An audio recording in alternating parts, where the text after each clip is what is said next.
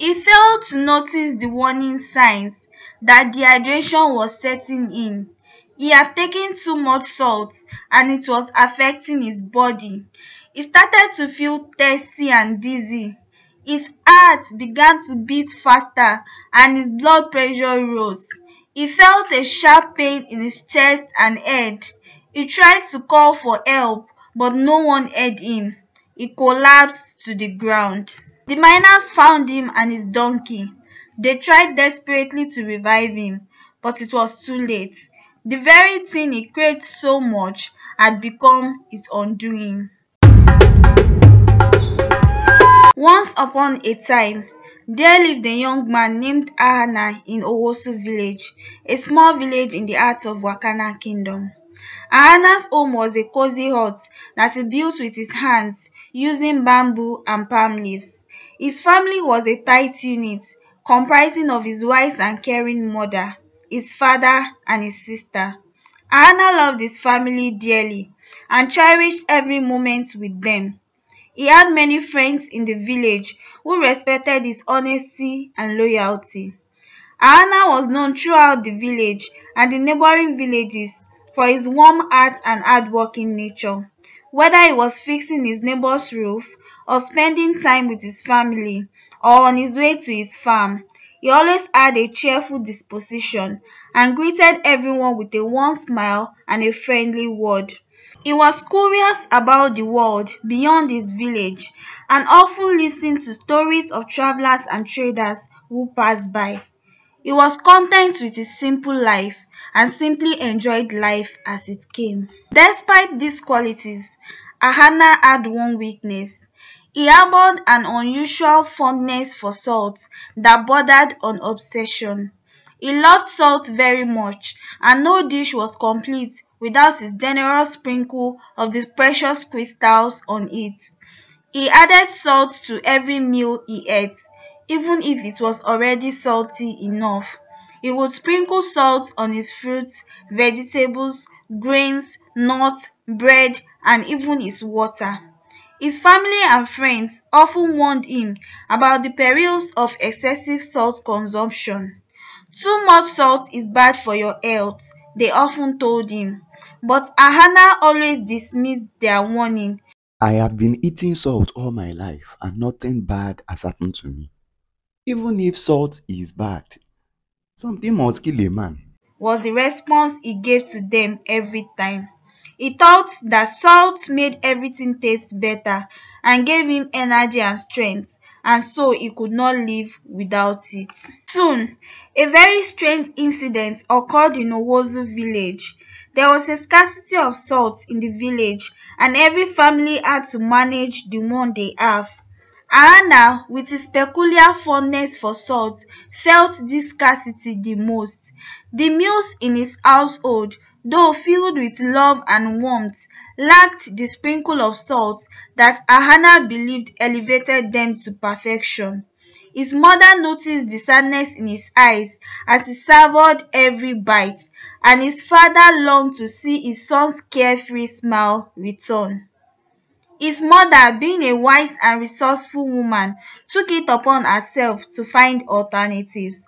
She would gather herbs and spices from the village surroundings, infusing their meals with a symphony of flavors that compensated for the little salt that was added. Ahanna, though grateful for his mother's efforts, couldn't shake the longing for the familiar tang of salt on his tongue off. One day, Ahanna got to know from one of the merchants who visited his village that there was a salt mine in a faraway land, where salt was abundant for anyone to buy. The young man's eyes lit up when he heard this news. He imagined how wonderful it would be to have all the salt he wanted. Determined to embark on the journey that promised to satisfy his insatiable cravings, he took a large sack and set out on a long journey on his donkey. His family tried to dissuade him from this foolish quest. They told him that he had just enough salt at home and that he should be happy with what he had. They told him that the journey was dangerous and difficult and that he might never come back. But the young man did not listen. He wanted more salt, and so he bid farewell to his worried family and set out on an adventure of a lifetime. His family, understanding his yearning, reluctantly supported his decision, knowing that it would bring him happiness and hoping he would return home. He crossed rivers, mountains, deserts, enduring many hardships along the way. He faced hunger, thirst, heat, cold, storms, and bandits. He was determined to reach the salt mine and fulfill his dream. He did not give up, no matter how hard it was. After many days, he finally arrived at the salt mine. When he arrived at the mine, he was amazed by the sight of the white crystal shining in the sun. He felt like he had entered a paradise.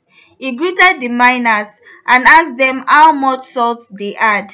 They told him that they had plenty of salt and that he could buy as much as he wanted. They also warned him that the salt was very pure and potent and that he should use it sparingly. Ahanna did not heed their warning. He filled his sack with salt and loaded it on his donkey. He paid the miners and thanked them for their generosity. He was so happy that he decided to taste some of the salt. He took a pinch of salt and put it on his tongue to taste. He felt a burst of flavor and a surge of energy. He thought that this was the best salt he has ever tasted. He took another handful and tasted, then another, and another, and another. He failed to notice the warning signs that dehydration was setting in. He had taken too much salt and it was affecting his body. He started to feel thirsty and dizzy. His heart began to beat faster and his blood pressure rose. He felt a sharp pain in his chest and head. He tried to call for help, but no one heard him. He collapsed to the ground. The miners found him and his donkey. They tried desperately to revive him, but it was too late. The very thing he craved so much had become his undoing. Ahanna's family waited for him to return, but he never did. They learned about his fate from a traveler who passed by the mine. They were very sad and heartbroken. Soon, the news spread throughout the village, and the villagers were shocked and saddened by his death. He was buried near the mine. In the wake of Ahanna's tragic demise, the village mourned the loss of a spirited young soul. They erected a stone near the salt mine with his name and a warning on it that says, "Too much salt can kill you. Use it wisely." This was to serve not just as a memorial, but as a cautionary tale for generations to come. The inscription emphasized the importance of balance and moderation, and tribute to a young man who learned his lessons too late. The story spread far and wide, becoming a cautionary fable. Villagers and travelers alike who spoke of Ahanna's tale used it to pass a lesson that the pursuit of excess could lead to one's downfall. The tale of Ahanna's journey became a parable shared around campfires and whispered in the winds, reminding everyone to cherish life's simple joys in moderation. In the years that followed, the village embraced a healthier way of life.